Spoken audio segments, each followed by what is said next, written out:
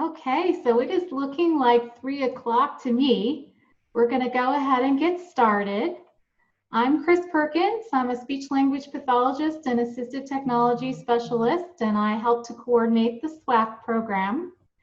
Welcome to our September monthly SWAAAC webinar. We have a real treat for you today.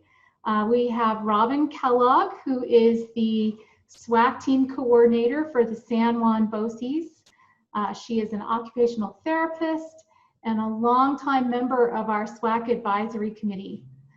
She is also a certified Google trainer. So she's just a wealth of information and knowledge. And so we're really excited to have her today. Before we get started, I just want to mention that we are recording today. And we would love for you to type your first and last name into that chat box so that we can be sure to give you credit for being here today.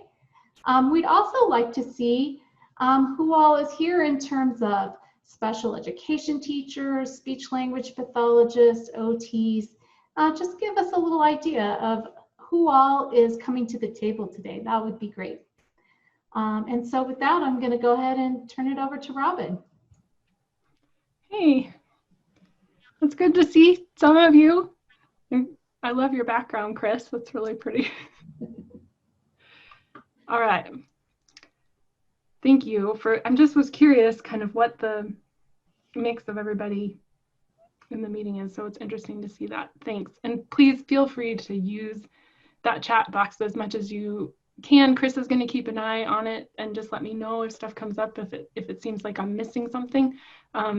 As I'm sure a lot of you know, teaching into the void is really weird. Like it's so hard not to see people's faces and kind of see how people are reacting. It feels really lonely. So just chat with me if you want. It's good to get some feedback.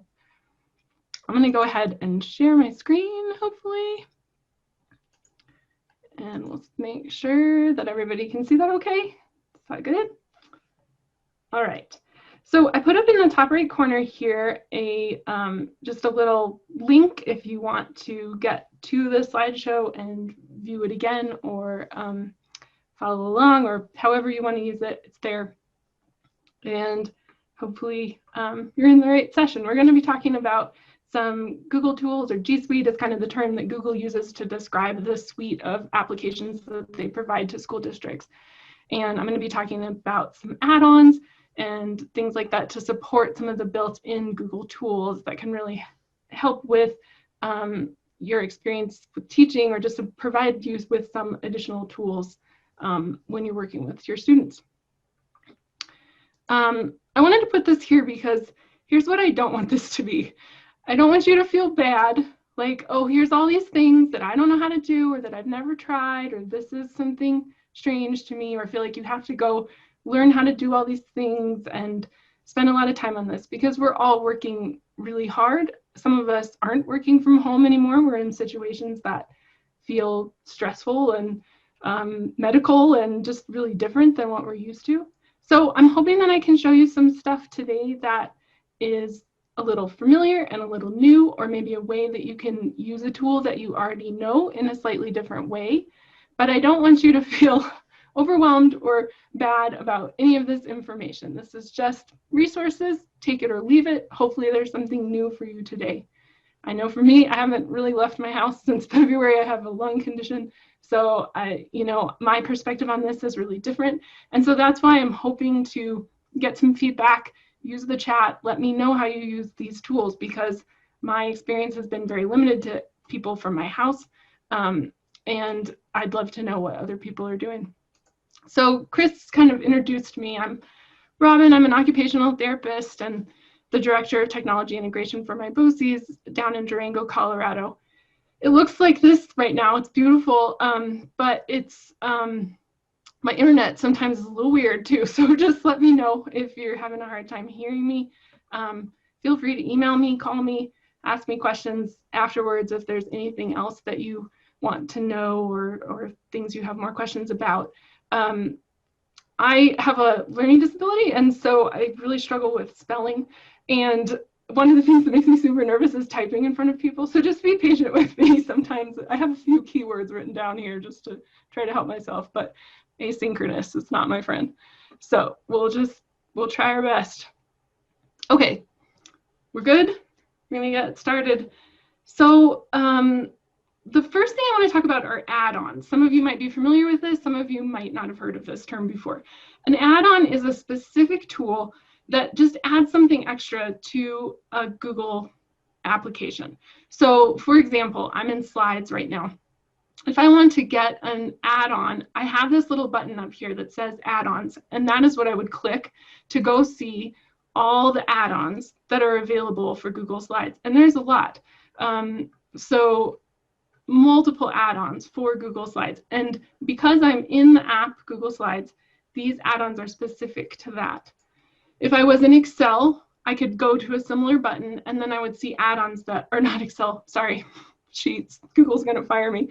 And if I could be in, if I was in Sheets and I went to add-ons, I would see similar add-ons that match with Sheets. So you have to be inside the application that you want to use in order to be able to find the add-ons that go along with that application. So let's look at one specifically. I'm going to just pull up Unsplash Photos. This is one that a lot of people use to just add fancy photos to their slideshow. So I can click Get Add-ons, and because I know the name of it, I can just search it. Are you guys able to see when this thing pops up on my screen? Oh, good. Okay. So I'm going to search Unsplash, and here it is. So I want this add-on. I'm going to click on it, and I'm going to pick Install. You probably won't see both of these options because I'm the Google admin for my BOCES. This looks a little different from my perspective. You'll probably just see a button that says Install. You might not see that button, and that could be because your Google admin has said we don't want people using add-ons and they've blocked it for you. And as an admin, I kind of understand why people might do this because you know that they're always asking for these different things around privacy and accessing information that you might have in your drive, or plugging into your Google Slides and reading information that's on your slides. So of course you do always have to be careful when you're using these things, because if you have student information in these slides or in Sheets or anywhere that you're using add-ons, you could potentially be putting student information at risk or violating a policy in your district if you don't know how that add-on is going to manage privacy. So that's a really good thing to be knowledgeable about when you're looking at add-ons, and go ahead and try to find what information you can or see if it's an add-on that your district is already using, because it is kind of a headache for people trying to manage the IT end of things. So I'm going to go ahead and say continue. Throw caution to the wind, it's fine. They're going to ask me what they're showing me what they're allowed to do, and as you can see, I mean, this is they have access now into my drive. Okay, so now it's in my drive, and if I go up here to the top and click add-ons, here's a list of ones that I have installed, and this Unsplash Images, this new pops up. So I can click that. I'm gonna have to slide you guys out of the way here. And then I can go ahead and drop a really pretty picture from Unsplash Photos into my slides. And that's what that little add-on does. Some are more complicated than others, but that is just a simple tool to put pictures in. Okay, so another tool with Chrome, so these are things specific to the Chrome browser, are extensions. These are the little buttons that I have up here in the top right by my Chrome login button. These are tied to my Chrome account, so I can go from computer to computer. Wherever I log in, these little extensions are going to pop up because I have them as part of Chrome. These extensions float over all the different things that you're doing in Chrome. So they can be active on websites, they can be active within Gmail and Drive and Classroom and all of these different tools. So they can kind of insert themselves into what you're doing as another layer of tools. So let's say, for example, here's an extension, Auto Text Expander. To get extensions, those are in the Chrome extension store. So if you know the name of them, you can search for them directly in this Chrome Web Store. So I'm just going to go back to that. That's a term you can just Google, Chrome Web Store. It'll take you to this. You can search in the extensions, and I can search for the extension that I want. I'm going to go back to that. So when you find the extension that you want, you can click Add to Chrome. I'm going to add this extension. But again, you can see it can read and change data on websites that you visit, read data that you copy and paste. So that's going to be on my list of extensions. So what this is tools where you can type a shortcut and it will automatically expand the text for you. So like, for example, San Emojis, I type that a lot. So I will put SJB star and that will type out the whole word San Emojis for me. If I'm having trouble with a word like asynchronous, I could type something like async and then it will expand it out to asynchro and OUS for me. So that's something where I can just have a little quick thing that'll help type. And I think right now, as an occupational therapist, thinking about how much people are typing and using their computers, anything to help you cut back on how much you're having to do that is a good thing. So this is a nice extension for that. Okay, I'm going to pop back over here. So that's one example of an extension, Auto Text Expander.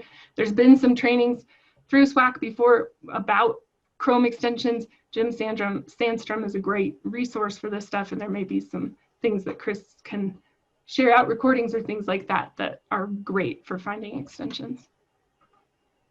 So another thing to think about is the mobile versions of a lot of these applications. There's mobile versions for Sheets and Slides and Google Classroom, and some of them have tools that do not exist on the web version. So one thing that I really like about them is just the voice recognition tends to be a little bit better. So I can have that on my phone and still have the document up that I'm working on, but use the voice recognition on my phone to get the text on the page. So having a Google Docs app on my phone lets me interact with Google Docs on the computer and just have that information uploaded from my voice. So my text expansion that I've developed a lot is on my phone. So I have all these text shortcuts that I use for words that I struggle to spell. I'd prefer to type on my phone because I have that system down. So as I put in those words, they expand automatically in the text. So again, if I'm editing a document, I might choose to do it on my phone and look at it on the computer screen. Same with that swipe to type, something that's a little faster. That might be another way that you just are getting information onto a screen a little quicker. And then another nice thing that I just really like about it is, particularly in Google Meet, we're using that a lot in my districts, and it's harder than this to see what's happening in the chat and what's going on, especially when you're sharing your screen. So sometimes I will join Google Meet from my computer and from my phone, just so that I can have the phone to watch the chat, because on there, it's just easier to see that I can have it pulled up and it's not taking up real estate on my screen when I'm also trying to keep an eye on everything else that's going on. So just leveraging those phone apps a little bit can be nice. And all of them for Google are free. Okay, so let's talk about Google Classroom. This is a tool that I think a lot more people are using right now. And I know some districts are choosing not to use. So I apologize, I do have some information afterwards for some alternatives too, if you're in a district that's not using Google Classroom. But overall, Google Classroom is really just a front for Google Drive. It's a way to take files that you have in your Google Drive and give students access to them in an organized way. So behind every good Google Classroom is an organized Google Drive, and I'm certainly someone that doesn't have one of those, but it is helpful to have things that you want to share in your classroom, in your Google Drive, organized by classes, and use that as kind of the back end to your Google Classroom. And it is a way that you can provide people links to different online resources, YouTube, guide students through using some of these, accessing some of these pages and videos in a very structured way, sequentially through the class. It's a communication tool that you can use to collaborate with students, and a collaboration tool where you can actually see documents that students are working on and provide them real-time feedback. And one thing for me, and having a special ed background, is I really appreciate the differentiation aspect of Google Classroom. And I think, it's probably best, let's just look at it a little bit. So if you're not familiar with Google Classroom, this is an example of a class that I've created. Each teacher can have as many classes as they want to. They can create classes for each subject, for each individual class period that they work with. There's all kinds, and a lot of the speech therapists and OTs that I'm working with have also created Google Classrooms for their students to be a part of. It integrates with a lot of the Google products, so it integrates with Drive, like I said, but then also with your calendar, and will remind students, and it sends them a ton of email. And if you're using Google Classroom, you've probably already experienced the email inundation that kind of goes along with it. So there's a lot there.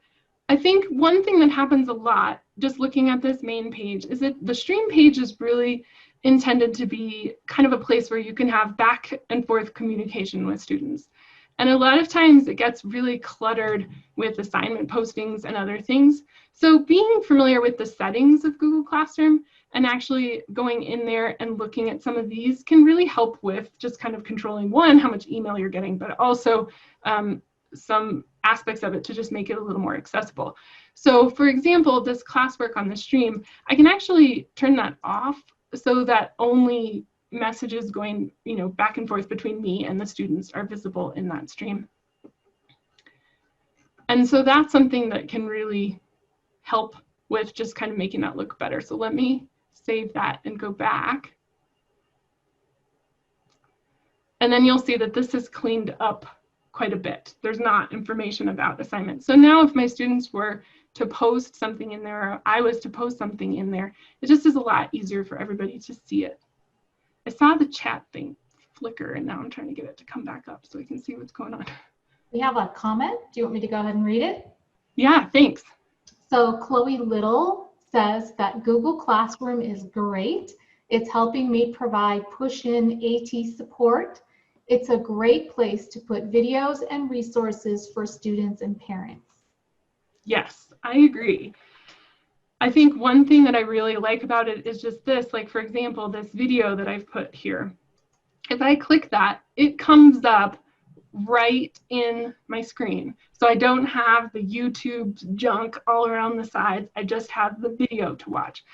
I do get still this pop-up stuff, which I'll show you a trick for that. But this is, this is just a little cleaner. It's an easy way to share something. And using this classroom stream as more of kind of like a fun, hey, watch this, guys. Here's a cool video, or how's everyone doing? That's really nice. The next tab over is the Classwork tab, and that's kind of the meat of Google Classroom. That's where you're going to have your assignments and things like that for students to interact with. Probably the best feature of Google Classroom is creating an assignment and being able to share that assignment by making a copy for each student.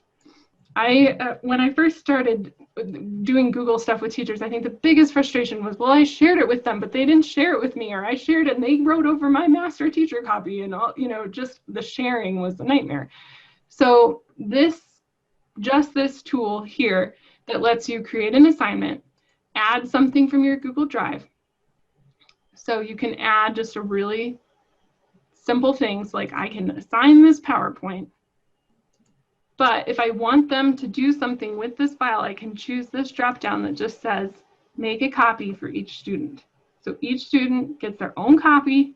They can't touch my copy, but I can see as they're working on those different copies. The other thing that I talked about that is great is for differentiation is this button right here. So up in the top right, you can see where it says all students. I have the option to go through and only assign this to some students. So while it defaults to that, you can do all students. You can really dial it down to give a particular assignment to a few kids who need that particular assignment. So that's really helpful, and that's how I've been using it with teachers that I work with, if I have some kids that need occupational therapy or assistive technology and I have like some extra thing that I've made for them, I can go into that teacher's class because I've been invited as a teacher, and I can give this assignment to just my students. The other kids in the class don't see it, so they don't know that that kid has gotten something different, and it just provides a really quiet way to differentiate without everybody's got something to work on. Nobody necessarily knows what the other kids are working on. And you also have the capability to save things as drafts or schedule them to drop later, so you can go ahead and really set up your classroom first before you post, like let the kids actually see anything that you're posting. I'm going to close out that.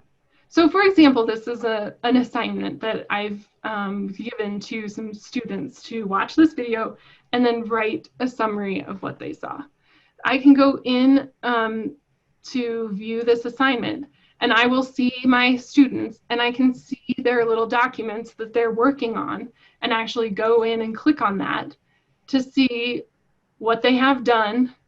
And all I did to kind of set this up was create something in my Google Drive that just has like a spot for name, date, and class, and a reiteration of the directions on it. You could even just use a blank Google document in place to just kind of give kids something to write on.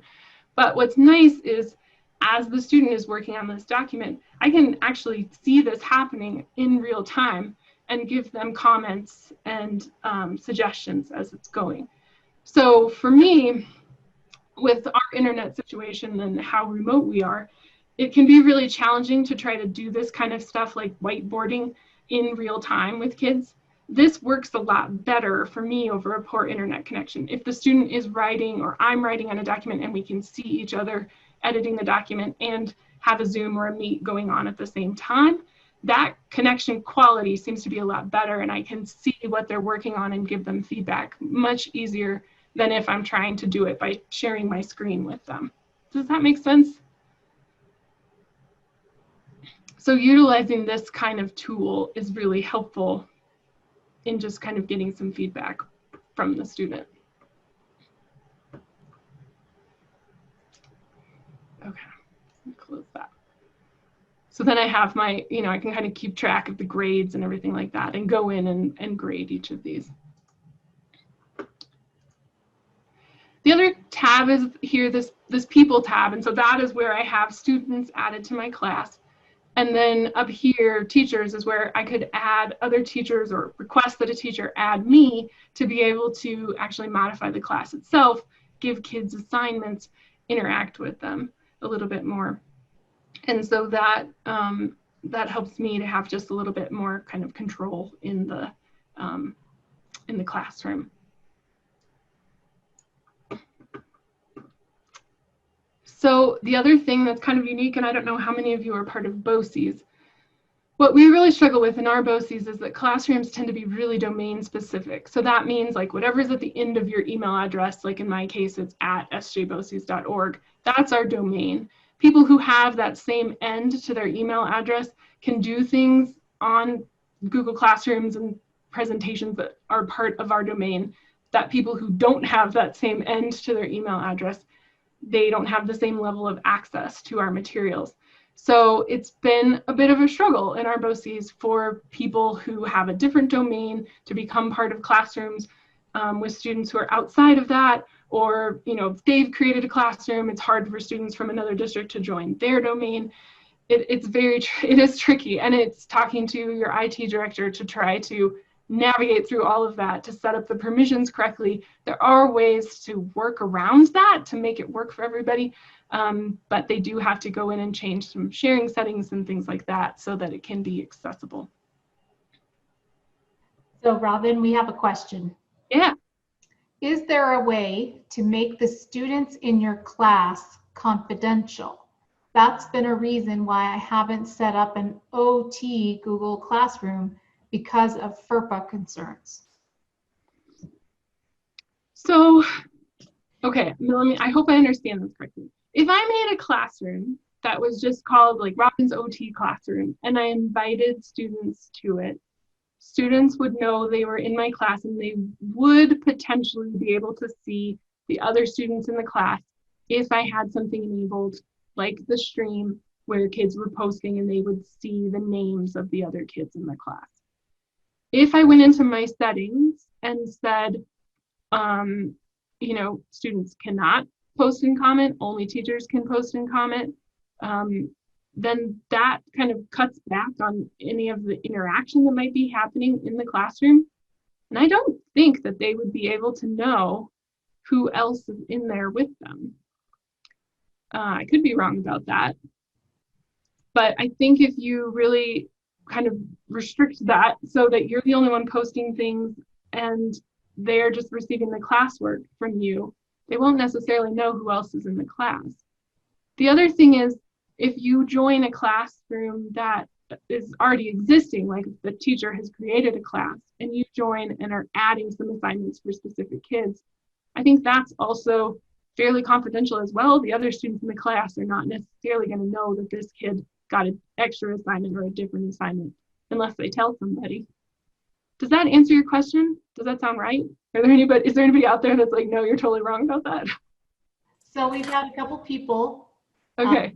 add to the chat, and it's kind of scrolling here. Let me get backwards a little bit here. Okay, so Caitlin says, so students can't view the quote unquote people tab. That's a question. Okay. And then I've gotten around this by making an individual classroom for each of my students. I think they can see each other under the people tab, correct? Question. Yeah, you're right. They can.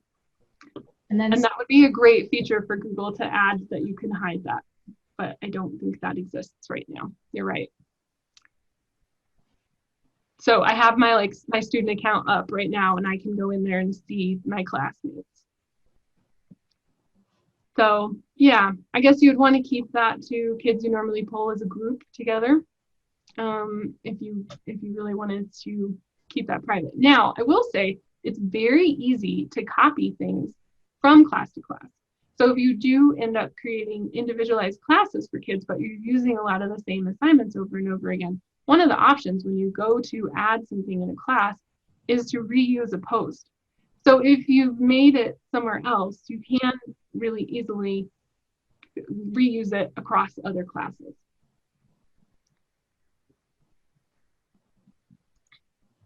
Any other questions about this specifically?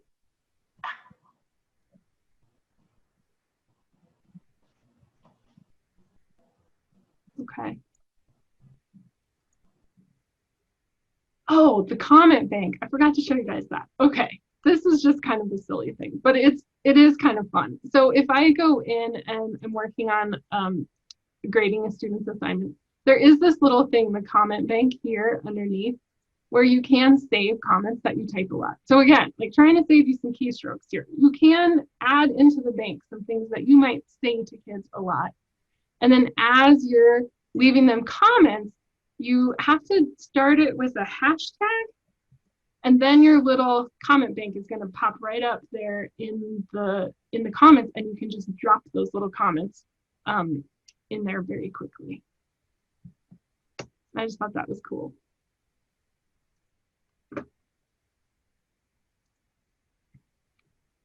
Okay, so that's Classroom. Let me keep moving you guys around my screen, trying to get everything to fit on here. I'm sure you're all getting used to that. All right, so other things that can be helpful for Google Classroom. There's a Share to Classroom extension. So I'm gonna hop back over to, did I close that? No, it's right here. The Chrome Web Store extensions, and I'm just gonna search Google Classroom. It's not popping up. Let's try add to Google Classroom. Oh, I'm not seeing the one that I want. I may have to. Did I not link to this? I guess I didn't. Maybe it's share. It is made by Google, but I'm not seeing it. I maybe already have it. Is that the problem?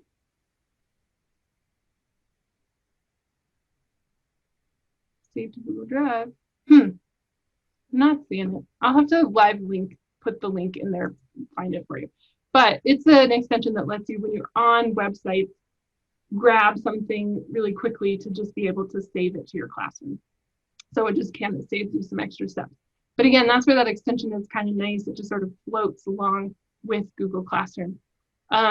Another thing that a lot of people I've seen just on different YouTube channels and stuff that people are using in their classroom more is emojis. So when you organize your classroom, you can have all of these, your classwork kind of broken up into different sections. And so you can use emojis to kind of give like a little extra to this section so people can see it really easily. So if you go to a page, and there's a bunch of them, Get Emoji is one.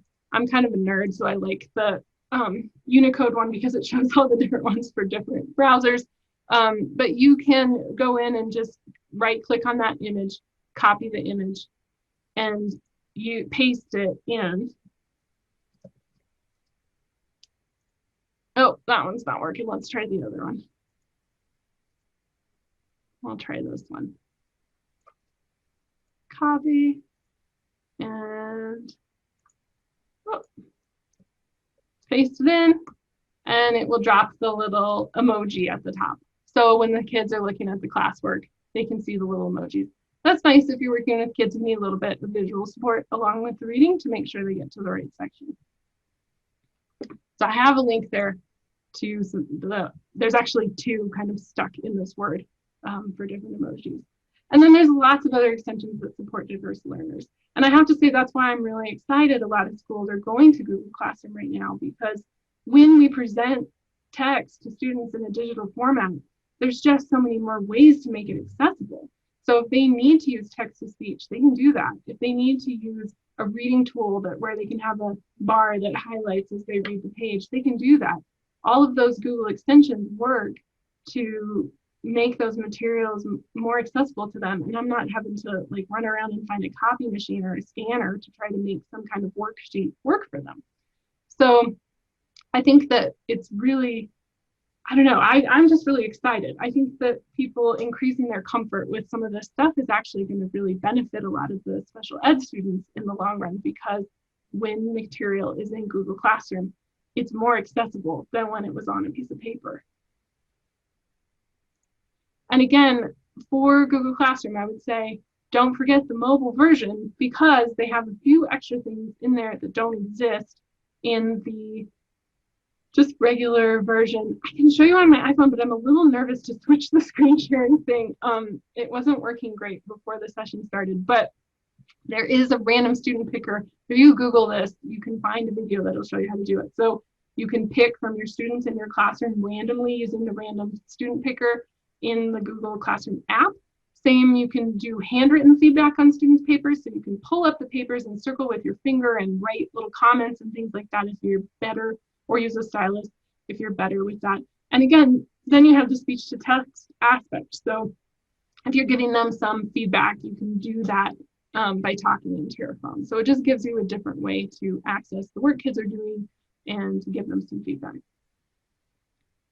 Any other questions about Google Classroom before I move on? Okay. I have a quick question. Yeah. Is the random student picker, is that only available in the mobile version? Yeah. I don't know why. Okay. Thank you. You're welcome. So Classroom alternatives, I know some districts, because of some of these privacy concerns, are not using Google Classroom. There are a couple of things that you could think about if you want to kind of provide some of these similar experiences to kids, but do it in a more protective way. So for example, if you have hyperlinks, if you want to make hyperlinks in something for a student to just be able to click and go to see something, you can. So like within Google Slides, if I want to make a hyperlink, I highlight the text I want and I look for this chain button up here, the insert link button, and I click that to put in a link of where I want that text to go. So you can just create a page, a slideshow with different websites that you want kids to go see. And you can do similar things with video. The other thing that you can do is use a URL shortener like bit.ly. So that's a tool that lets you create unique links, and it takes the really ugly long links that Google Docs or Google Slides spits out, and you can turn it into something that's a little nicer to work with. And you can actually choose what you want the back end of your link to be, so you can pick some text that kids can actually use. So like for this one, I did GST and the date. You can choose something that's a little easier, maybe stay away from zeros and O's. That wasn't very smart of me, but you know, that kind of thing, just to make it easier for kids to access. And here's the trick with videos. When you embed videos into a Google Slideshow, it strips away all the YouTube yuckiness, and you also get a little bit more control over what, like when the video stops and starts, and you get a little bit of control of the video. So like, for example, I have this video open in YouTube. I just need to get the link for it. So I can click the share button down here to make that pop up, and I'm just gonna copy the YouTube link. Then I can go to my slideshow and insert a video, and I can paste in the URL for the YouTube video I found. And you saw there too, you can search for the video from inside of Google Slides too if you want, but it's hard to find stuff. So I can select that, and that's gonna plunk the video down on my page. And then over here on the right side is where I have some control around when does the video start, when does it end, and is it just gonna autoplay when they flip to that slide.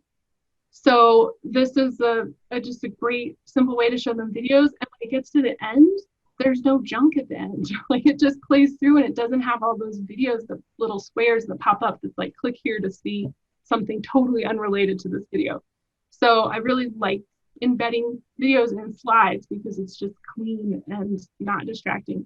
It's something that we use sometimes even just as a reward thing for students, that like as they're working through slides, like every 5th page is a video and they can watch, just because it's very simple. So dropping videos into slides is a good trick. Google Sites is another. Oh, is there a question? Nope, I just want to mention a comment that Jessica Wolf made. She just mentioned that you can also put hyperlinks on pictures too. Yeah, true. So there's a lot of, that's like creating something like a slideshow is, you'll kind of see, I'm a little bit of a Google slide junkie, so I prefer it a little bit. You can do it in Docs too. There's a lot of different things that you can use to share things out. And really anything that you have in your drive, you can then publish to the web and get a link for it. So like this presentation, when I went to share it, I have the option down here to create a link. I can get the link for this presentation, and I can change who's allowed to see it. So right now it's public on the web. Anybody with the link can view it. So you can essentially turn anything that you've made into a website. Now, again, you want to have in mind student privacy when you do things like that, because you could potentially be putting stuff on the web that has names on it, and I wouldn't recommend that. But if you have just kind of a general resource that you want to put out there for families, you can just have like a resource page that you post things to, and they can go click on the links on your document that you've sent them. So it's a great just way to compile stuff and share it out to people. So real quick question. For these videos, do they show the ads at the beginning of the video? No. So it's a good way to, not that I've seen at least, just bypass all the advertising, because I think they anticipate that you're doing a presentation, so they want to make the videos look nice, so they strip out all the ads. Okay, and then Google Sites, that's like a whole different class, but that is building websites and you have access to that through your G Suite account. So again, it's not really that hard to use. There's a lot of tutorials around how to make Google Sites. You could make a website, and it really isn't that challenging. And a lot of school districts that I work with have students making websites.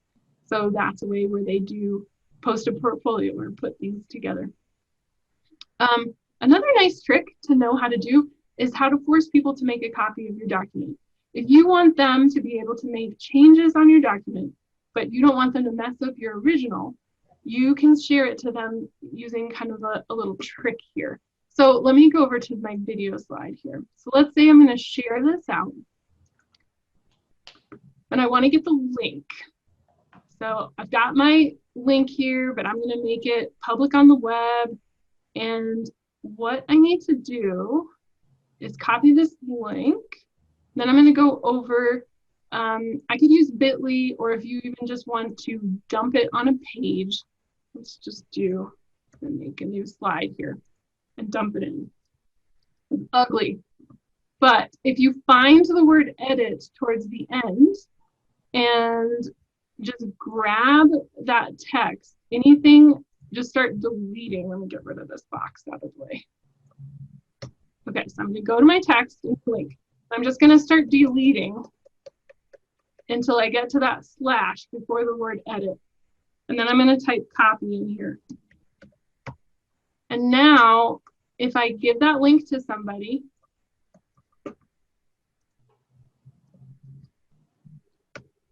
they're going to be prompted to make a copy of this instead of being able to change my original. So it gives them access to something they can change, but they're not changing yours.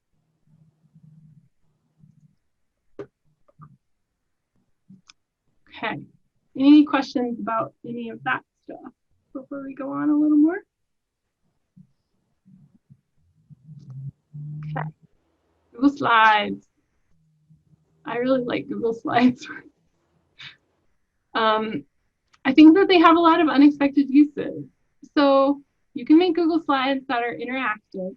Again, there's a lot of tutorials how to do this, but I just wanted to show you an example. So this is one that I got for free from Slide Carnival. That's also where I got my sweet slide background. They have some fun stuff there.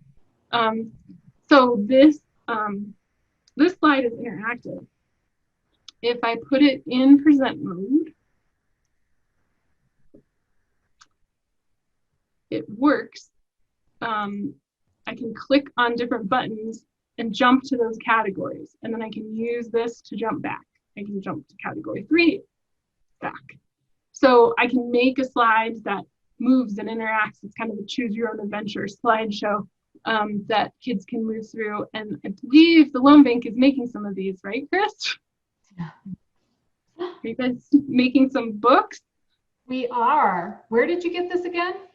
So this is from Slides Carnival. Oh boy, I just really messed up my screen here. Hold on. Good. This is hard. Just so much juggling. Okay, let me show you their website. Slides Carnival, the best free slide backgrounds. So they have lots of different slide backgrounds for different presentations. And then that particular slide is called Geoparty because they're trying to follow copyright laws. So that's one that you can get, and it's all set up for you with all the like clicking and linking to be interactive. But you can make really simple books this way, where there's a button that lets them go page to page and go back. You can do this in a way that's like, if you click this button, you get a song. If you click this button, you get a video. And we've built some really simple just computer interaction and mouse click training kind of stuff for kids using that kind of tool. So that's a really cool thing. You can make slides interactive, but it does have to be in present mode for a lot of these things to work. Okay, so I put the link in there too if you want to steal it. And they have the instructions too on how you can like slurp in the design from another PowerPoint or Google Slideshow into your slideshow, but it's a trick in the themes where you can go down here and import themes. So that will take any slideshow that you've had and it will just pull the theme out of that slideshow and put it into your current slideshow. So anything that you've been working on, you can just pull the design from that slideshow. So that's how you steal or get slide backgrounds from them. So quick question for you, Robyn, is Carnival free? Yeah, everything on there is free. Okay, and I love slides for reluctant writers.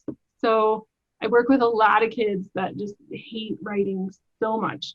And I feel like it's just one of those really simple things to say, oh, you've got a 5-sentence paragraph. Okay, you're going to do 5 slides and you need to have 1 sentence on each slide.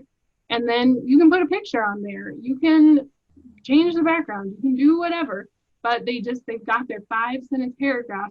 If they're using that kind of hamburger writing style, you can change the background to match the color of the thing that they're writing about. You can really set this up to just help them get through some kind of writing task. And honestly, I don't think most teachers would care if the kids gave them the paragraph in slide form as long as the text is there. Like, they just want something. So this is really nice. And again, it's super easy to add pictures to slides. So I can just click insert image and I can search for a picture on the web. You know, I don't know, I've just been thinking about bears a lot. We had one in our driveway last night. So if I've got the bear, I can just put that in my slideshow really easily. So, I mean, for a lot of my kids, that's just motivation to like type their spelling words, because then they can get a picture of it and just really easily dump it on the slide. So I think it's great for those really reluctant writers. And like for some of my kids, I've done a thing where like every 6th slide is Pokemon or whatever, you know, where they can just like, if you get there, you get to see your favorite character. So that's what I mean when I say like we can put like a video on one of the slides that they can actually get to and then watch the video or something like that. Okay, then the next thing to kind of up this a little bit more is to actually lock the background of a slide into a picture. So this lets you make kind of an editable worksheet for your students.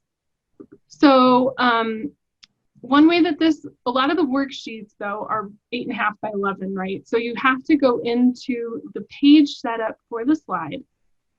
It defaults to this widescreen mode, but you can go into custom and then it's just inches. So I can do 8.5 by 11, and then I get a piece of paper. I'm gonna go to one of these that's blank and just delete what's on here right now.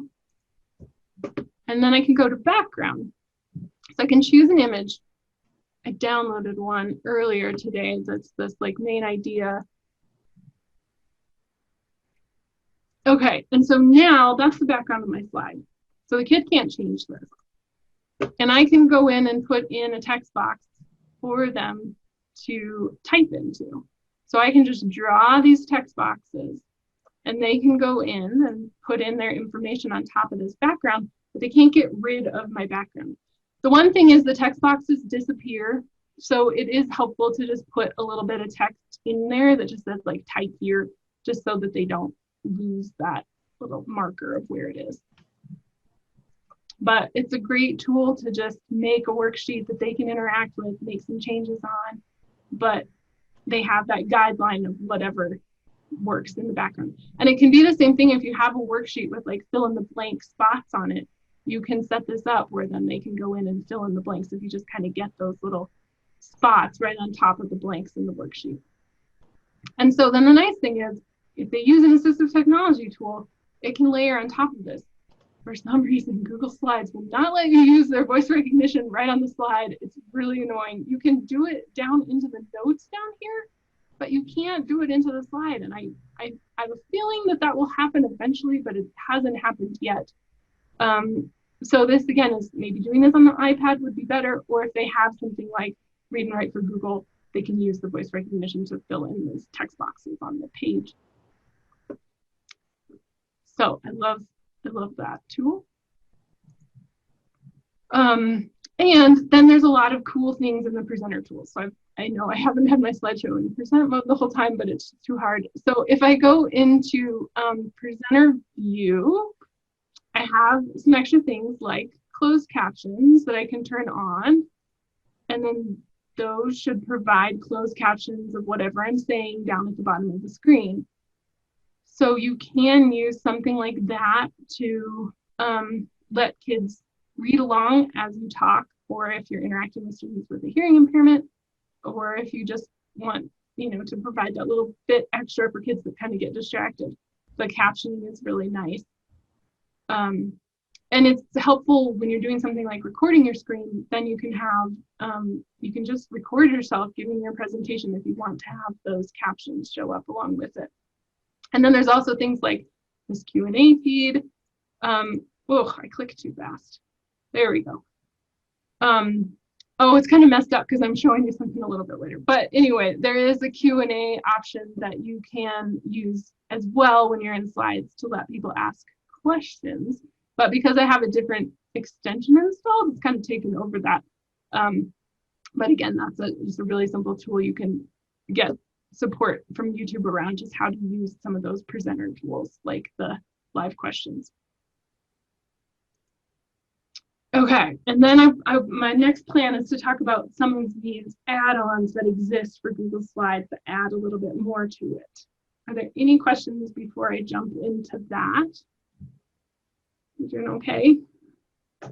We do, let's see, does recording with closed captioning on keep caption in time with slides? Does that make sense? I think so. I mean, it can be, yeah, I mean, I think it's just captioning whatever you're saying. So as long as you are on the slide you're talking about and doing the recording, I think it should all line up. But yeah, I mean, I know if you're on an older computer, you could get a bit of a delay. And it's also going to matter, like your internet connection matters as well. So I'd want to be as connected as possible on a newer computer if possible to try to pull something like that off. Okay, so let's talk about some of these. These are add-ons. They're freemium. So that means there's components of them that are free and there's components of them that you have to pay for to get all the features that they offer. So let's talk about Pear Deck. I have that open. Okay, so this is an add-on that I got for Google Slides just by going up here to the add-ons and picking get on add-ons and searching Pear Deck. What this adds is a little toolbar off to the side here that gives me some different things to let me ask students questions. I feel like Pear Deck is really geared a bit more towards synchronous learning. So it's like this is made for as you're presenting to give you some options to interact with students. They do have an asynchronous mode, but you do have to pay for that. So if I click start lesson here, I have this option because I'm still in the free trial mode, but the student paced activity is what you have to pay for. The instructor paced activity is free. So this is going to open up then my Pear Deck presentation, hopefully, and give you a link if you would like to join my Pear Deck. So it's not showing me though the web link that you need. I'm trying to think. Oh, it's right up here. Yeah. Okay. So if they go to join, if you go to joinpd.com, it's probably easiest to just do this on your phone. And then you can enter in this link. So that's going to be like the only way that you can see the student side of it.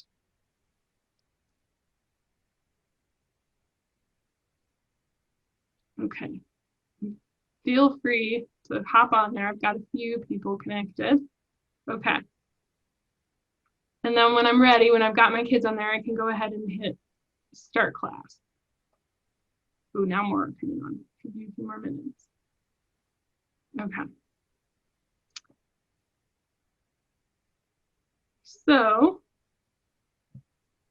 you're going to get this presentation popped up on your screen, and you should see the little button down in the bottom right corner to answer this question.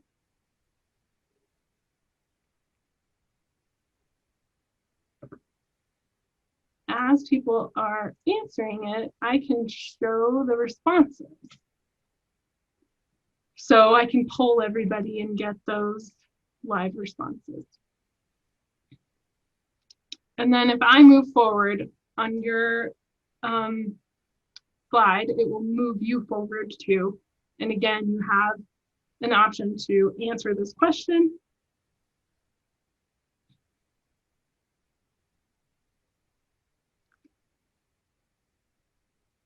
And I can go and show the responses. So we can have some feedback from kids. I can actually like see as they're typing. So it just gives kind of this live feedback mode in the middle of your presentation. There's a lot of other things that it does. But these were just a couple of the examples that I pulled out. And again, there's a lot of tutorials on YouTube around how to use Pear Deck in different ways that teachers are using Pear Deck, but I just wanted to be sure that you know it exists. Okay, I'm going to end this to spare my poor internet connection. Okay, close that. So Pear Deck is one option. Slido is another one. So that's another extension that I added. So I think now if I present this screen, you should see the Slido thing. So again, they've got the website that you need to go to. This one has a QR code, which is nice. And this particular Slido poll is a word cloud. So as people contribute to it, it's going to show up as a changing word cloud. So you go to slido.com, put in the code,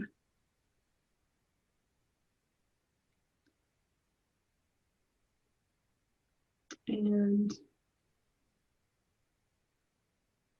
I might put in Google Classroom, and that should pop up on there. So as people put in their responses, you'll start to get a word cloud of different things, and as more people do the same one, it's going to get bigger. So again, like that's a nice one. We use this a little bit at my BOCES, even just with some of our all staff meeting check-ins right now, where we're just trying to get a handle on how everybody's doing. We might start with just like, how are you feeling today? What's one word to describe that? And just kind of give people an anonymous way to express themselves. So this is one option. Again, lots of different options. Okay, lots of different options with Slido for different ways that you can do things. So I have the link there to go to their particular site, and also there's a ton of tutorials on YouTube about different ways people are using this. Again, I think it veers a little bit more towards synchronous learning. It's something that you can kind of do in real time.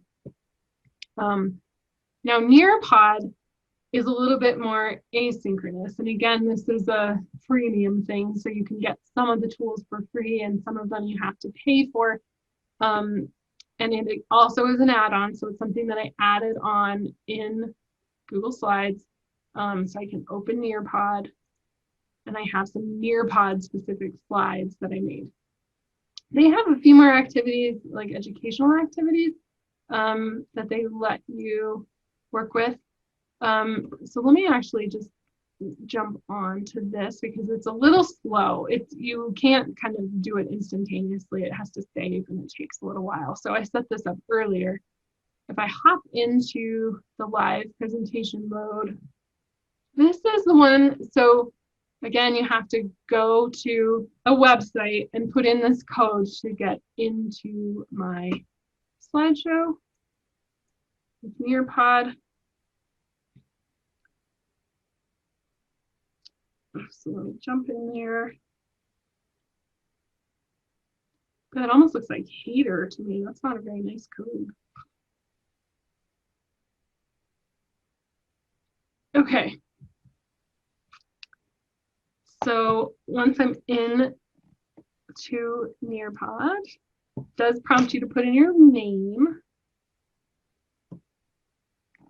And then it's probably got you on the first page of my site. See, with this one, I can't see how many people are in it live. And I close that. I can see down here now that there's 2, and don't forget code not haters up here in the corner. Hatford. Okay, so I'm going to jump down. Oh, you guys are in the way again. I'm going to move this. Okay.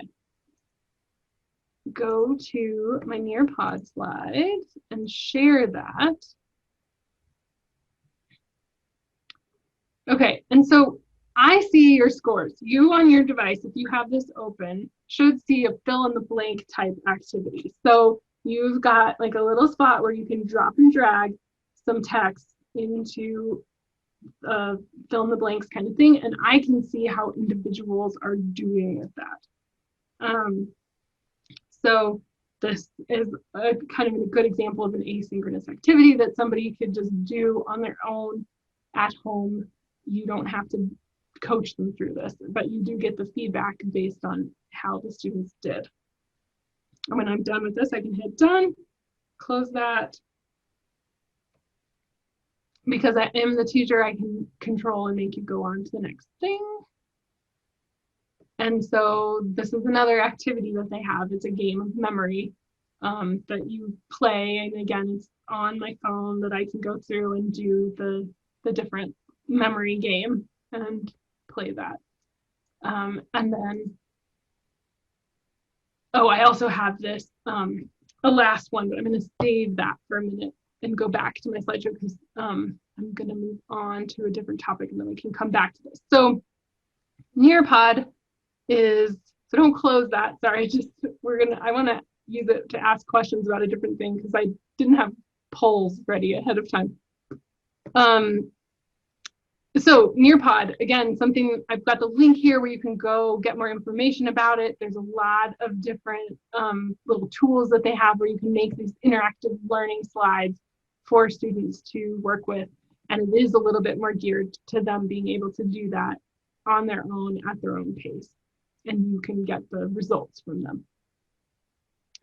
Okay, so Jamboard. Let's talk about Jamboard. Oh, wait, before I move on to this, anything else from Google Slides that you have questions about, or other add-ons and extensions that you think are great for Google Slides that I didn't talk about? There's a lot out there, for sure.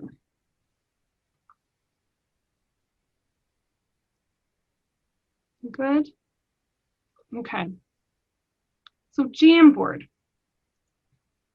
It's an interactive whiteboard. That was actually how it was designed. So it's like a physical piece of equipment that Google designed to be this whiteboard that you could hang up in an office. And as you drew on it, it would get saved in Google Drive. It's kind of morphed into this thing that I think people mostly use digitally, and they've recently leveraged it to work within Google Meet to give you some of the whiteboard capabilities that Zoom has so that you can pull up a whiteboard within Google Meet while you're teaching.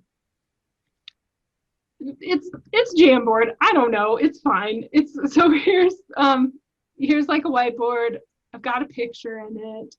I can add more pictures if I want by either selecting things or doing an image search right here. So I can pull a different variant if I want and have more pictures.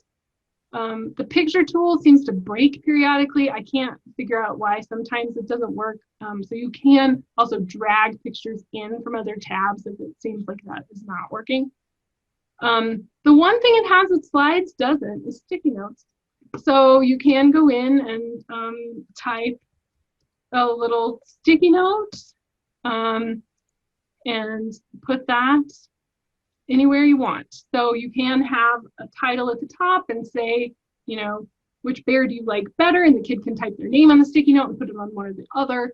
You can have the kids, you know, write some expectations, like I know a lot of teachers do, kind of like, what are your assumptions about this lesson before we begin? So they can kind of type like their before knowledge into a sticky note and put it on here for everybody to see. So the sticky note seems to be the feature that a lot of people use. And it's cool. You can use the Google Read and Write voice recognition does work with the sticky notes, so you can talk into them. But The thing that I don't like about it is even though you can set the background, it can be deleted. And so you can't quite do the same thing with Google Slides where you can set it up and have a thing that holds while people put stuff on it. So if kids get a little click happy, they can delete stuff that you didn't intend for them to. Where I do see probably some application for this is teaching math. I know a lot of people are really struggling with how to teach math remotely, and this is a tool that lets you draw. And it does also work with the Equatio extension from Read and Write for Google that lets you write out equations more easily. So this tool can help you if you're trying to model some math type things and you need to just be able to write on a whiteboard. So I know also that the SWAAAC library has some Jamboards. I have one of them that is it's the Very Hungry Caterpillar book that's really cute. It has all the illustrations that go along with it. And so you could definitely use something like that as a storytelling type thing. You know, you could write Brown Bear, you could make a book together. And I can share this with you. So I have that link if you want to join it. It's just the bit.ly and then GST 93020 jam to get onto the Jamboard, and I can give you access to write on it and interact with it during this presentation. So for me, it is a little, if I need a whiteboard, it works better than trying to use one within Zoom because it's not trying to pull from the same stream. So I can have this, I can see kids interacting with it, and I can make this so you can actually edit it.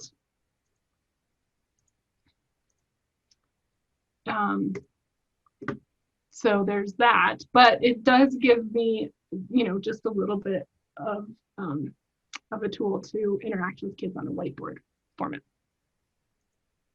So the question that I had saved in Nearpod, if you still have that, or if you just want to answer that in the chat, is if you've used Jamboard, how have you used it with your students? Because I don't know, I'm sure I'm missing something, but I just feel like I still like slides better.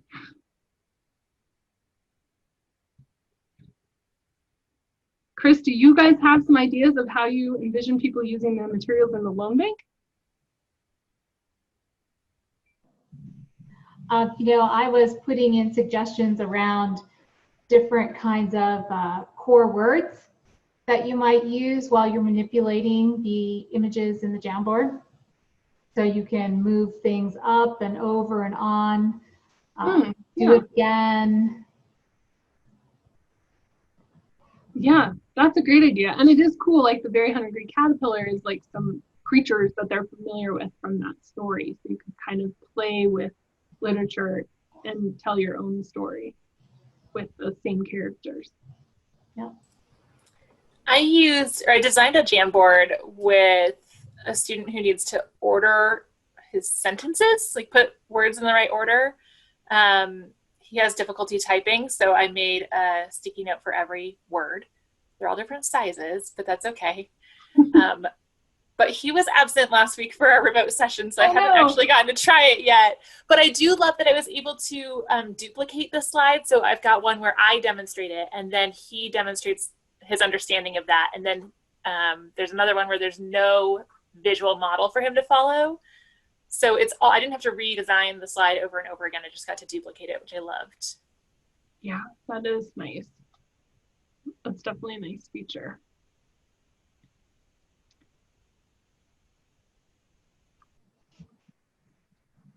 I have a client that I do a little word study with, and we use the Jamboard. I'll put up the vocabulary words, and then I'll put up the short little definitions, and then we talk about variations on the words and which ones are nouns, verbs, and or adjectives. And we can move the sticky notes all around, and I can color code them. Yeah. Yeah, that is nice. So yeah, I think for those older kids that might be a little more responsible, and, you know, move the sticky notes and just kind of interact with it, but not try to go in and delete stuff. It's fine. I do wish they had that thing where I could just like lock it to the back and not move it. I use it a lot for middle school kids.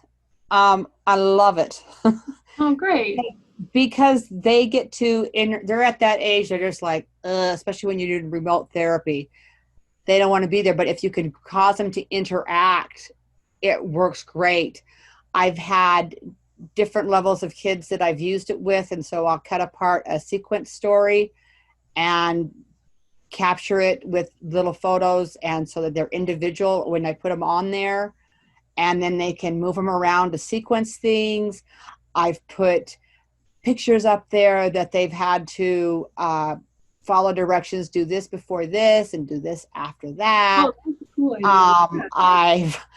I've done so many things. I did I can't think now, but it is great. I love it. Today I made a Venn diagram on it and had them write their things on sticky notes, and then they put it in whether it was the different or the same thing, so that they were involved in it, and it really keeps them involved. That's cool. Yeah, and then that reminds me, so there is a way too that if you want to use this in a more asynchronous way, again, something like Screencastify or a tool where you're recording yourself using the computer, you could tell a story, you could provide directions, you could model the activity using Jamboard, make that recording to give students the opportunity to do it on their own. And because it is a shared document, you know, when they get to it and they do it and they sort things in the Venn diagram or they put their comments or whatever, it doesn't have to happen in real time. It is something where you can just kind of put it out there, and when it happens, it happens, and you can go back and check it later. So it does, you know, as long as it's a really simple tool, so it's not a lot to teach for kids to be able to do that by themselves, and you can just set it up and let them go do it. So that is Jamboard. And I think I already said, but it is compatible with these extensions, and there's some links there if you want to jump out and look at those. All right, Google Forms. This is a lot. This is, I mean, I have done whole trainings on this that are longer than this training. So there's a lot of stuff to Google Forms. If you use Classroom, Google Forms is the tool that pops up to let you make self-grading quizzes within Google Forms. So it's really simple to go into your classroom when you're creating an assignment. If you pick a quiz assignment, what you're going to get is a Google Form that it makes for you. And you can go in there and start messing around with that to set it up as a quiz. You don't have to go searching through the settings if you do it through Classroom, but if you do just start it through your Google Drive, you can also go up here to turn on the quiz settings. And again, there's a lot of tutorials to help you with this. It's gotten really smart. Depending on how you write your question, it's going to start to change. So if I say something like true or false, it will start to change and actually give me these suggestions of, do you want true or false down there? And I can just click add all, and it's going to drop them for me. So there's a lot of things to just really get quizzes out there quickly. And then you can also set up your answer keys. So you can choose what's right and give them feedback based on, you know, if they answer it incorrectly, here's what they need to know. If they answer it correctly, here's what they need to know. You can have a link that takes them to somewhere to explain this. You can have a video that explains it. So there's a lot to let kids take a test, get that feedback right away, without you necessarily having to be right there with them as they're taking the test. Now, the ones that don't work quite as well are these, the short answer and paragraph questions.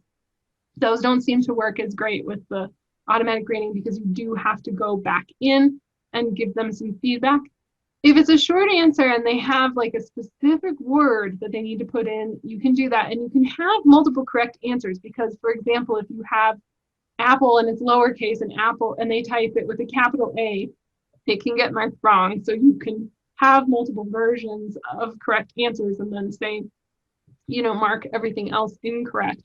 But it is harder with this to do the just kind of open-ended questions. You're not going to get that instant feedback. You have to go in and score it and give them that feedback. But for things like true or false, multiple choice, checkbox questions, there's a lot that you can do with this. The other thing that I love to do with this with my students is have them make quizzes and tests. I was shocked how many of my students did not understand how multiple choice questions worked. And I was like, how many years have you been doing state testing? Oh boy. So I think having them go in and write a quiz question on Google Forms would just be really cool, because it helps them kind of think through that thought process of what does it mean to write a multiple choice answer, and how do you have one answer that's right and 3 others that are close, or something like that. The other thing that's really nice with Google Forms is that they've added some more things around adding pictures too. So for your students that are non-readers, you can have them choose from an image. And again, you can have something on your computer, or you can search right in Google for a particular image and just plunk that right down into the quiz. So I've done that with some of my students that have cognitive disabilities, of just like a multiple choice test where they're just picking the different pictures. And again, if you have it on an iPad, it's just like a touchscreen thing, and they tap what they want and it selects it on the Google form. The other thing I really love it for is progress monitoring stuff. So sending this out to teachers to get feedback on how students are doing on their goals. It's really nice because right now it's a lot harder to go around from teacher to teacher to teacher and talk to them and try to gather that information. So if you can send them a form that just says, hey, here's the student's goal, how are they doing on that, get the information back from them. The thing about forms is that all the responses are going to be here, and then you can also click this button to get them onto a spreadsheet. So really, Google Forms is just kind of a pretty way of showing somebody a spreadsheet. What's really behind it is that spreadsheet, and that's where, if you are doing something like progress monitoring with a student, you can get some really good data from this. I've used it a little bit more with parents now than I ever have in the past, of just like trying to get some progress monitoring data about a kid, of just like, could you fill this out every day? Are they doing this thing? And that gives me a little bit of data with the Google Forms. So again, Robyn? Yes. We did have a similar comment that came up. Caitlin says she's an SLP and she uses Google Forms to track student attendance, progress towards IEP goals. She says, I create a spreadsheet of the responses for quick reference of all responses. It's a quick way to track progress, attendance, and therapy minutes. Yeah, I mean, we're using it for our whole agency to track our health stuff. We have to fill it out every morning with our temperature and all that stuff. So I think a lot of places are using this as a data collection tool. I love Google Forms, and there's a lot to it. So, definitely YouTube, there's a lot of tutorials. I'm happy to, if you ever want to just email me and say, I'm trying to make a form to do this, I'm happy to help you talk through it, because I just really love building Google Forms. So just let me know. There are a ton of add-ons too that help support Google Forms.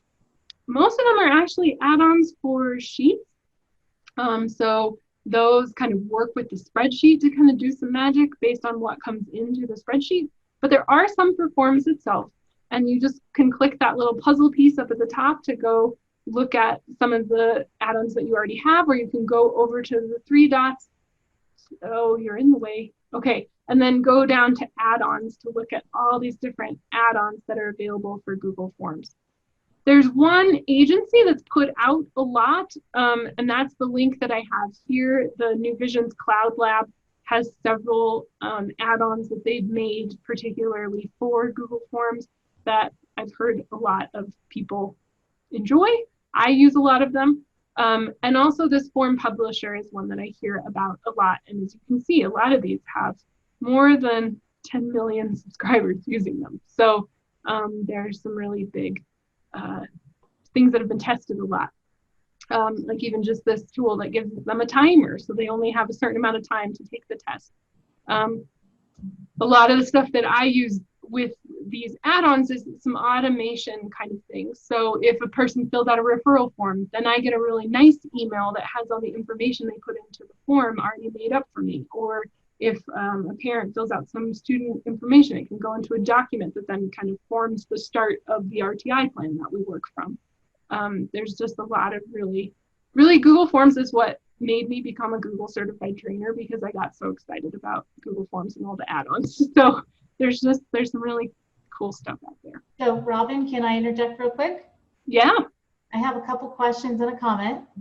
Robyn, do you have a preferred tool for sending that data in a different format, not a spreadsheet? Yes.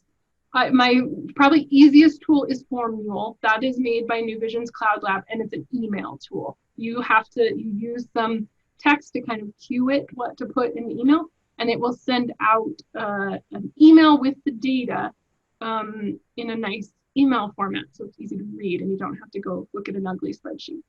So that's Formule, M-U-L-E? Yeah, like the animal. Okay.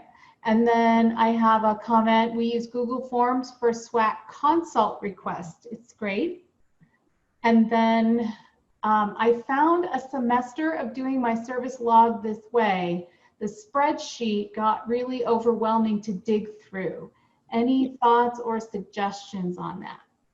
Yeah, I mean, the spreadsheets are ugly. And so I think it is helpful to try to learn a little bit about how to write formulas in sheets to pull out the information that you need. That again, there's a lot of stuff on YouTube that will talk you through it if you're trying to find out, like, how many hours did I spend with this kid, or how many times did this happen? There's some tools that you can write a formula that says count the number of times this particular thing is on my spreadsheet. Different things like that. Again, that's kind of like, it's a whole class I'd love to teach of just like how to manipulate data. I was going to teach it at the SWAAAC conference last summer, but it didn't happen. But maybe in the future. There is just a lot of really cool ways that you can manipulate the data once you get it into sheets. But I would definitely say YouTube is probably a good place to just try to find some more information. But yeah, it's hard when you kind of need to know specifically what you want out of it. So, I mean, that's the kind of thing, if you're just like, I don't know what to ask for, you could email me and I can try to help you find a search topic or something like that. Any other questions about forms? One other quick comment.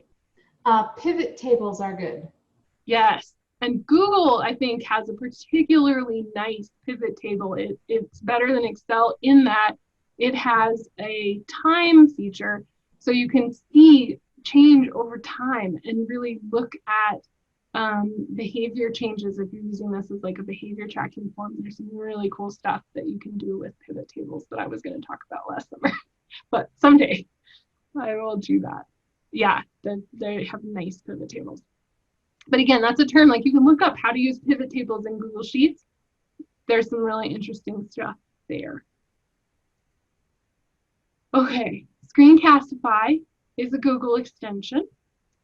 And it's just that you can record yourself doing things on the computer. So you can set it to record a tab, your whole screen, a particular window of your browser, and you can just make these videos. They automatically save to your Google Drive. They have a simple little editing tool that you can use to clean them up. And I use it a ton because I can't get in person with people right now and show them things. So I make a lot of videos of myself doing things and post them on our website or send them to people to just kind of talk them through how to do simple tasks on the computer. Again, it's freemium, so you get 5 minutes free. And if you need to go over 5 minutes, you have to pay. I don't know. I don't think most people would watch a tech video that's longer than 5 minutes, so I just try to keep it short. But yeah, I use it a ton. I know there's some other video tools out there. Loom is one that I've heard. Screencastify is just kind of what I landed on, and that's what I'm comfortable with. And it's, I just have it up here in my little browser, my Screencastify button that I can push and just start recording what I'm doing. But there are some other options. So like one thing that I've heard people do is just host a Google Meet or a Zoom meeting for yourself and record yourself doing whatever on your screen in that Zoom meeting. That's a free recording tool. Doesn't have some of the editing features that you might get with Screencastify, but if you're good at doing things in one take, that could work pretty well. Flipgrid is another video option that I don't know. I've never used it myself, but I've heard people talk about that as being a good thing. So maybe some of you guys have experience with that. Another one that's just fun is this Edpuzzle. I have that open. So that's a tool that lets you drop questions into a YouTube video so that when they get to a certain place, it asks them a question before they can move on to the next section. So I actually dropped one of these in the Google Classroom earlier about the stinky cheese man. And you can kind of see how this works. So it puts the YouTube video in a separate application. And then as they play, there's these little questions that pop up. So let me see if it'll get it to jump. I think I have it disabled so that they can't speed ahead. But yeah, it will go through and get to the question. You can clip it, and I think I didn't do it right to like clip it at the right spot so that they jumps right to the questions. But like this is the story that's being read to the kids. They were lonely, so the little old woman decided to make a man out of stinky cheese. She gave him a piece of bacon for a mouth, and 2 olives for eyes, and put him in the oven to cook. And then it's going to stop and ask me a question. So I can respond or rewatch whatever I need to do to just answer something about that video. So again, this is something where you can do this together, or they could do this on their own and just go through and watch the video and answer some comprehension questions. Okay, I'm going to close this before the computer dies. Okay. And then these were some other ones that I don't know anything about, but Chris had mentioned as possible things people were interested in. I put links to them. Maybe some of you have experiences with some of them. And also I put some resources here. I'll put some more of my favorite YouTube channels and things like that on this slide, just so you can add some things. And that gets me to the end. And I know we're almost out of time. I just really want to know if there's any other questions or tools that you guys are using that you really love. I hope that this was helpful and not overwhelming.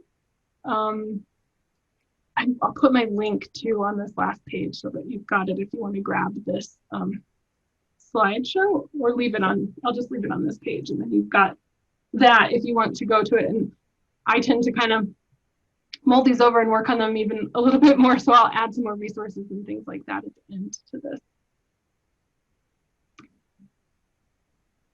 Anything else that you guys are using that you love, or questions or venting that you need to do?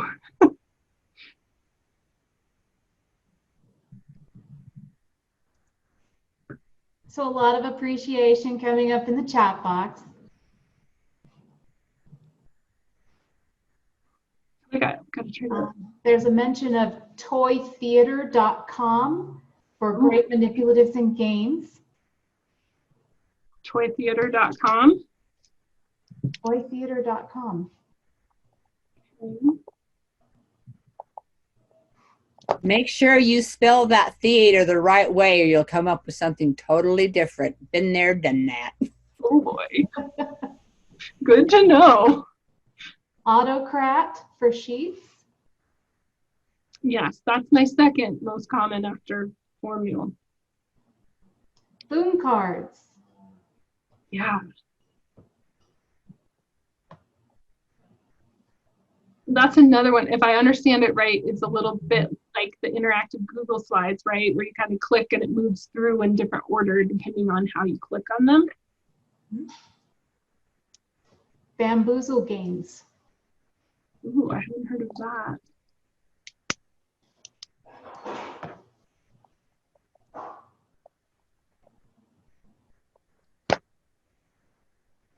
And then there was a request for your email address, if you could add it to the slides.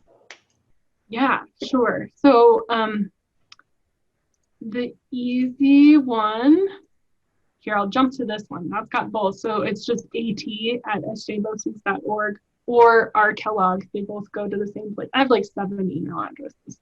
Like, but nobody ever remembers to spell my last name with the 2 G's. So sometimes the AT is easier. Sherry mentioned that Autocrat is nice and a great tool, but kind of tedious to set up. Yeah, once you get it done once, you really don't want anyone to delete anything after that because it's harder to get it back. And there's a question here, do you like Form Mule better? If I'm sending emails, yeah. If I just want the information, I find it really easy to just read it in an email. I like that. I can save it, whatever, that just, it's much easier to set up. But if I need something in a document format, then Autocrat is a way to make that happen.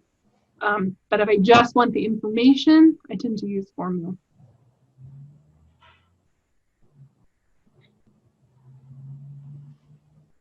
And it's a little nice too because you can send different emails depending on different data and things like that. So I like that about it. Any other thoughts or questions? Yes, this has been so helpful, Robyn. Thank you so much for your time and your efforts putting all of this together. Yeah, of course. And yes, thank you. Yeah, it feels so weird to do this, and I just hope you guys know, like, this is really hard. So I really appreciate everybody that's sticking with this because it's very strange to teach into a vacuum. I wish I could see everyone's, reactions to things, because the best part is when everyone's like, woohoo, I didn't know this. But hopefully there's a few moments of that for everybody, and it's just a little add-on that you can pursue when you have time. I've definitely made a list of all the different things now that I'm going to be following on. That's great. Maybe we can push out a few of these ideas on our Facebook page too. Yeah, for sure. That's a good idea. And yeah, maybe you guys could make us some fun interactive slideshows. Yeah. That'd be a fun thing to check out. All right. Well, as ever, if you have a question or a comment or something that you would like us to follow up on, everybody is welcome to contact us at the SWAAAC office, and we'll do our very best to get you taken care of. And again, thanks to Robyn, and thanks to everyone who came today. Thank you. Thanks, guys. All right. Stay safe out there.